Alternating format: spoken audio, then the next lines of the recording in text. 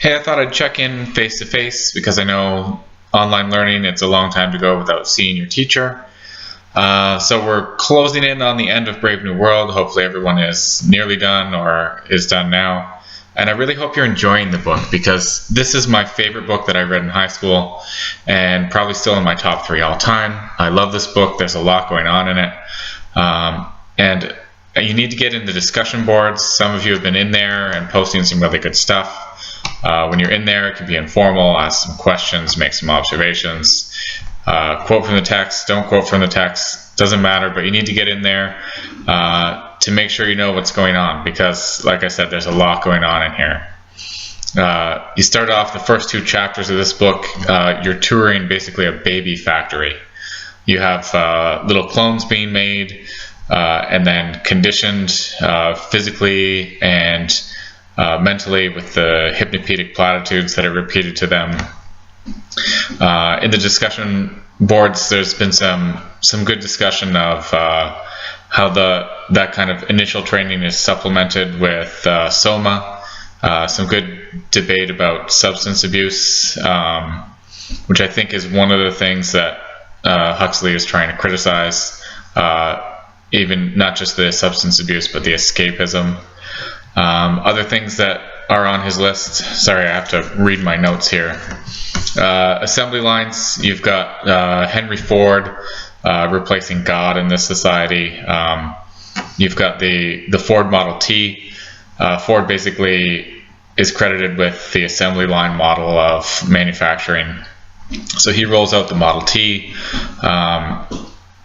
So you see that in the assembly lines, consumerism, trends. You have this society inventing reasons for people to consume transportation.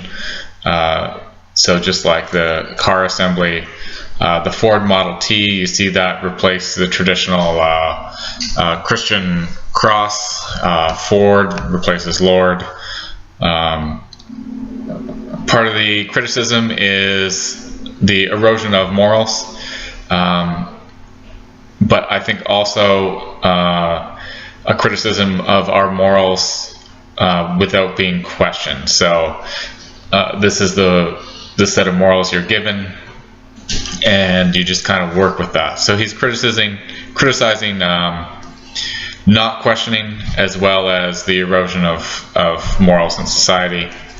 He's criticizing governments long before George Orwell wrote 1984 about totalitarian governments, kind of after that had played out in history, just about 20 years before Huxley has predicted this. And then we've got to discuss the ending. I won't spoil it here, but you need to get into discussion boards. I'd love to see how you feel about the ending. I've got some thoughts. I'll share them with you once that gets rolling. And I'm going to create a separate video to deal with Shakespeare. We're about to transition into Hamlet. Shakespeare plays a pretty central role in this. Not the man, but his writing.